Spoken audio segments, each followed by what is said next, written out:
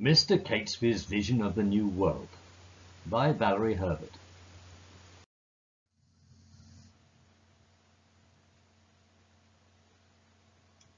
Sudbury's other famous artist, Mark Catesby, 1683 to 1749. In 1712, naturalist and self-taught artist Mark Catesby sailed for the British colony of Virginia. He was 29 and eager to explore the flora and fauna of the New World across the Atlantic. For the man who had grown up in Sudbury, the voyage would be the start of a venture that would occupy most of the remainder of his life. It led Catesby researching, writing, illustrating, and publishing the first natural history of America.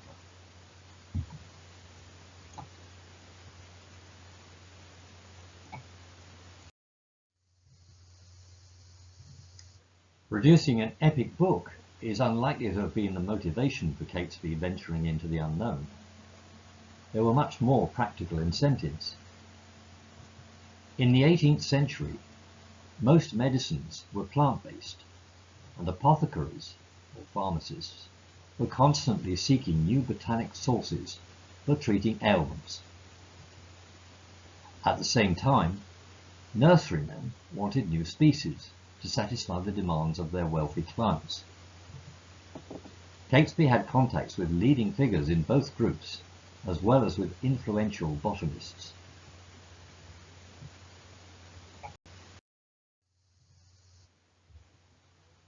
Catesby served both medicine and horticulture well, but his greatest achievement was the natural history of Carolina, Florida, and the Bahama Islands. It was his first natural history of America, and the detailed, hand-colored illustrations opened the eyes of Europeans to the rich variety of wildlife, plants, and trees on the other side of the Atlantic. Only the wealthy would have seen it. Catesby's natural history is believed to have been the most expensive publication in the 18th century.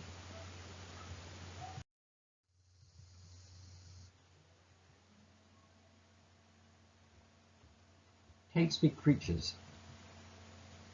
TV brings exotic wildlife from around the world into our homes, but these watercolours of creatures that are now familiar to many of us were strange and exciting for Europeans hungry for scientific knowledge. Catesby named his creatures according to their resemblance to those in England, so here we have the prairie chicken and the ground squirrel, better known as the chipmunk.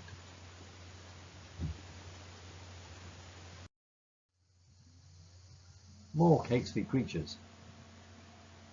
The wampum snake, angelfish, and the pigeon of passage, which has been hunted to extinction since he recorded it.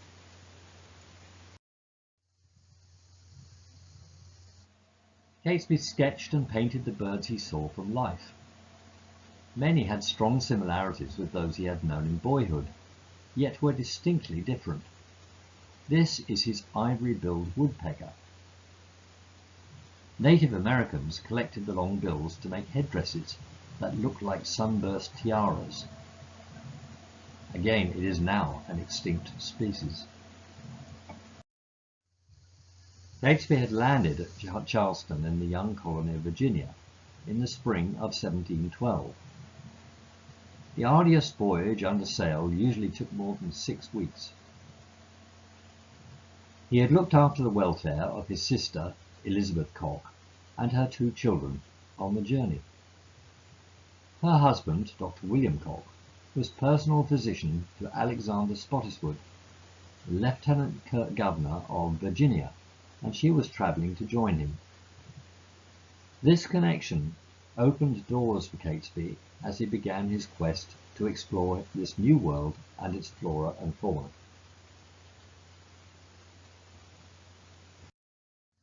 This map, published in Catesby's Natural History, shows in pink the British colonies at this time. Part of Florida had already become Georgia, but the remainder was Spanish until 1784, when the British traded it for Cuba. Catesby also visited Jamaica and the Bahama Islands, where he recorded and sketched the exotic greater flamingo.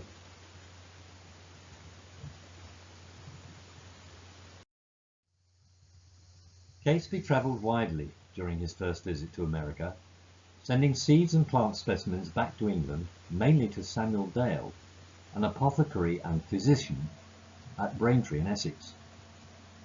He also supplied others, and native plants from the colonies were soon thriving in Thomas Fairchild's commercial nursery on the outskirts of London. Here are two of Catesby's many introductions: the trumpet vine and the wisteria.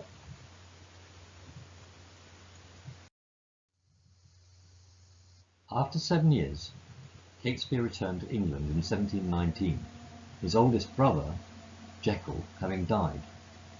Possibly family property matters needed his attention. In the spring of 1722, he sailed again, this time for Carolina. He had the financial backing of the new governor of the colony and other influential individuals impressed by his earlier achievements.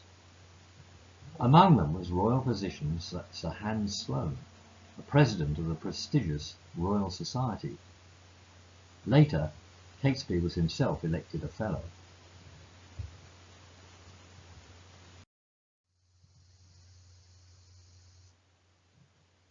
This second expedition took 4 years, and Catesby continued to add to his portfolio of sketches and observations. It soon became obvious that he intended to publish the results of his research. Back in London, Catesby began work on his natural history. It clearly illustrates his talent as a writer, artist, scientist, and artisan. This image of a blue grosbeak, combined with an out-of-scale magnolia, demonstrates his skill at composition, as well as showing the tree in flower and seed. Catesby had introduced the beautiful evergreen Magnolia grandiflora to England, where it now blooms in many gardens. Catesby learned to etch, so that he could make his own plates for the press. Look at the neck feathers of this summer duck to judge the quality of his work. He also coloured the images himself to ensure his illustrations were true to his observations. Catesby managed to publish the first part of his epic work in 1729, 3 years after his return from Carolina.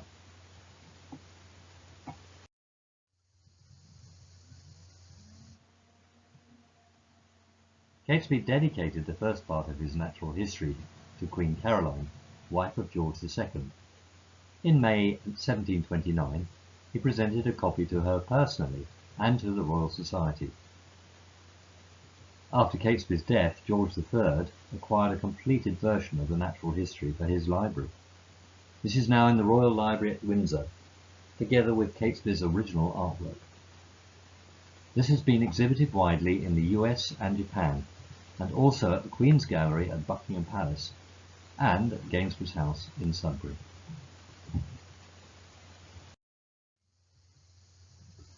Sudbury's wealth paved the way. All this success, yet, had Catesby's father not been an astute businessman, Mark might never have set foot in the New World. His first expedition was financed from the sale of property left to him by his father, John Catesby, who was 3 times mayor of Sudbury in the late 17th century. This included land and property in Sudbury, Chiltern and Cornart. The ringed building in North Street on this 1714 map is Mr. Catesby's house. It is now shared by a frozen food store and a solicitor's office.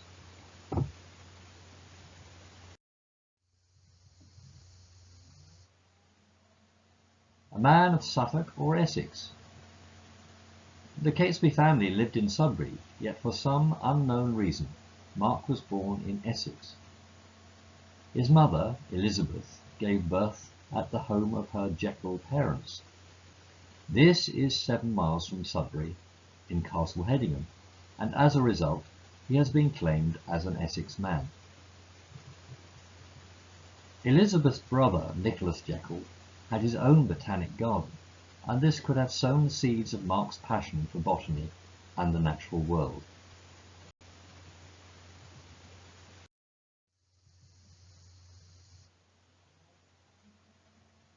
Despite Catesby's reputation in his lifetime, there is no known portrait of him.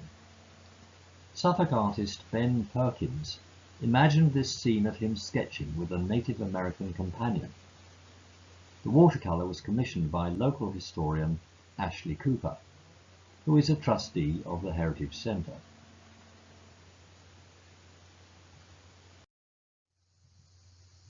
This is Catesby's sketch of a bison that inspired Ben Perkins.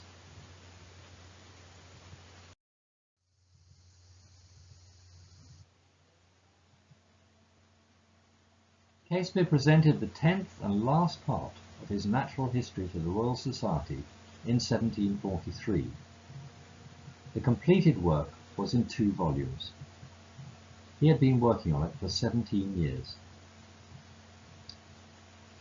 He was 60 and had probably been drained by the marathon task. Soon afterwards he married Elizabeth Rowland, his companion for almost 2 decades and mother of his 2 surviving children. 2 years later, Catesby fell in the street and died after 3 days in a coma. He left a fine legacy of learning, but only a modest amount in worldly goods. His burial place was at St. Luke's in Islington.